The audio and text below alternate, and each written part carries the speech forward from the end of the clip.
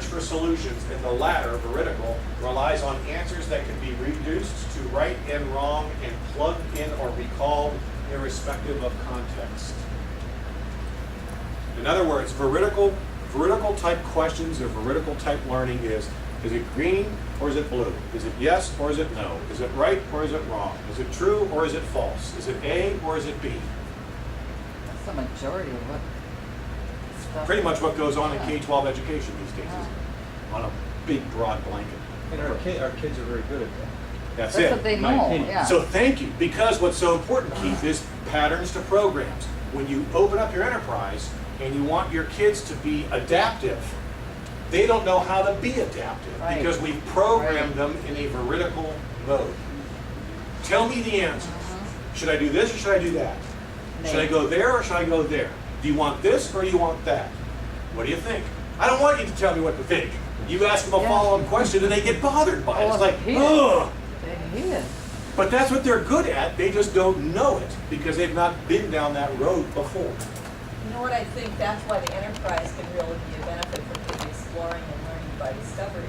In the real world of school, you've got the gifted child who's saying, just tell me what I need to learn and I'll learn it, and I'll get an A in the test, and I'll get a scholarship, and I'll get to go to school. Right, right. And so when you're outside of that classroom, you're not going to perhaps be getting a grade for redoing you can explore more and obviously learn better. Something to think about. Carl, I am convinced, and part of this came out of the enterprise, but of what I teach, many of our kids do not know what to do when they do not know what to do. You want to write that one down. I mean, That is awesome. You want to It is write very that true. one down. They do not know what to do when they do not know what to do. It's our system that has done that. That's right. We have programmed them that way. Because as soon as they don't know what to do, and they don't know what to do, then you can see the. So you put a tool in front of them. Well, but you also see the stress come out. You see Yeah. the boy, you know what? The emotion that. Well, the emotion, but the- blocking you. Yeah. You know, I'm not going to get the And a A. danger point because then they can downshift very quickly because they have a sense of threat or incompetence, Well- inability. I'm not capable of doing this. I must be stupid. But the problem is you Anger. potentially lose Anger kids thing. Yes. because they do not like being put in that situation. So when they say teaching is an art, I disagree. Good teaching is an art. Yeah. So you, the good or great teacher, senses that and knows what to do with that child in that moment. It is a not a universal, everybody go do this and life will be happy. You know, it is a truly improvisational dance. It is a jazz ensemble. Good teaching is a jazz ensemble. And you're listening and you're watching and you're sensing and you're waiting and you play and you step back. And you play and you step back. And you hand it off to Doug and you listen to what he does. He goes, that was cool. Did you hear that? And that's what you're doing. That's why my title with Convergence is orchestrator. It's not director. You see, it's not who I am or who we are. So I would encourage that thinking with enterprise. Can you get that into the head of kids to think of themselves as orchestrators rather than I have a job to do and now have this job to do. Oh, you're going to do that. Good. You know, and just this regimented, compartmentalized. Good.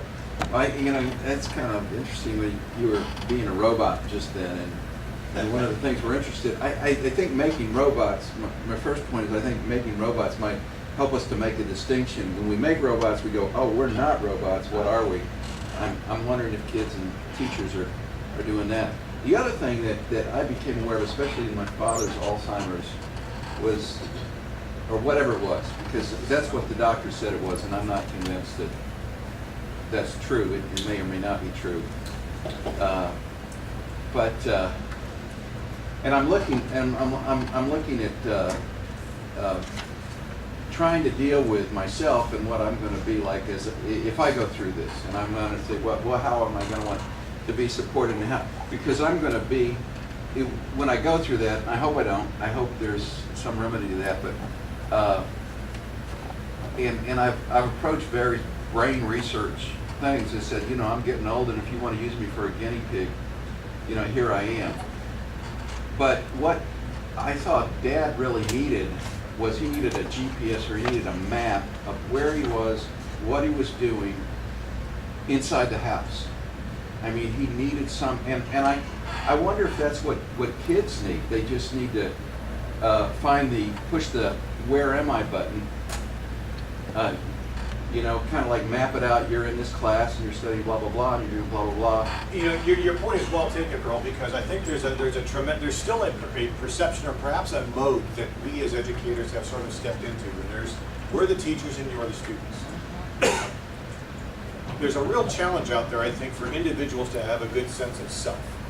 And I know that sounds real, you know, koala bear, give us a hug kind of stuff. But understanding yourself is the most powerful starting point to knowing where you're going to go, what you're going to do, how well you're going to function, what your goals are, all that fun stuff. And we tend to just kind of skirt past that stuff because it's too soft, it's too touchy-feely, it's too whatever. But we need to understand, even with young children, to help them reflect on what they just did, how they just handled that. You know, was it right or was it wrong? I don't know. I don't want to put a value judgment on something, but could we improve on it? You know, those sorts of things to help kids to recognize themselves as not an element outside of the mix, but as a participant within the mix. Yeah. That they're engaged with many more things going on. Was there another question over here? No. Okay. But I keep coming back to the Google offices. We have a Google office in Atlanta, and they do everything in that office to make the body comfortable. Absolutely. Just totally relaxed. We were talking about Northwestern High School in Detroit, and been there in that school many times. And the first time I walked in, I thought I was in the basement. Really? I was on the first floor. It's all brick and concrete. There wasn't one window, not literally, not one window when you walk into the back of this building. It's all block and brick. I'm thinking, what? So the transition to prison is easier for a lot of. Well, see, they always often say schools are prisons, Yeah. and they're often built like prisons. And so there's a whole other discussion on architecture. But There's a whole other. But what really struck home from your lecture yesterday, your discussion yesterday, was stress and its effect on the brain. You got it. Good I job. mean, it's just like Big. everything the brain's trying to do. If the brain's under stress, Yep. you know, it's just gonna. And it's not just the brain; it's other aspects of your Well, the whole physiology. body, Yeah. yeah, Remember, sure. they're all interlinked. Yeah, but stress is really. It's huge. It's huge. Yeah. Thanks for that. Sure. So again, we're looking at developing executive functions. Can't be done through memorization. Okay. Learning needs to digital opportunity actor-centered. So this Goldberg work is really quite profound. We tied a little bit into the book you were just given. And then I have for you too, if you want a copy of this is kind of cool. What I did is I took some of the stuff we talked about, the relaxed alert state, immersion, in processing. Here are the best practices. Here are the capacities on what you want to engage social interactions, engage the physiology, engage search for meaning. Here are the executive functions. I kind of put them all on one page.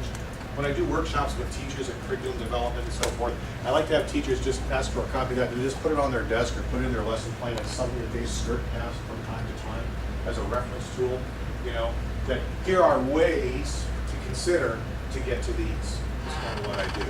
So this is, you know, are we doing something? So when we're working with kids from a leadership perspective, are we doing things that help kids assess risk?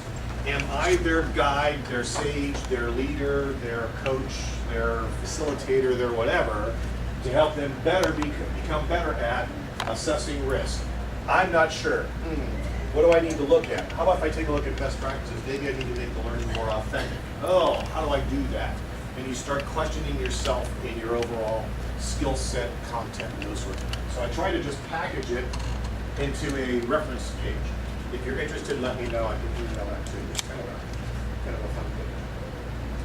And then just lastly, with the brain-mind stuff, again, now hooking it to leadership. Everything from a district vision to your school improvement planning to your building vision to your. By the way, do you all have a personal vision or mission? Some people think that's too koala bear-like too. But when people say, why do you teach? Why do you show up every day? That's not the same thing as your goals in life. It's separate. No, when I'm done on this earth and I close my eyes for the last time, will I have fulfilled my mission? Why do I do that? Why did I say yes to Doug? Whenever Doug says, Carl, would you be interested and willing to come up and work with this team? I run it through, well, will it help me professionally and personally accomplish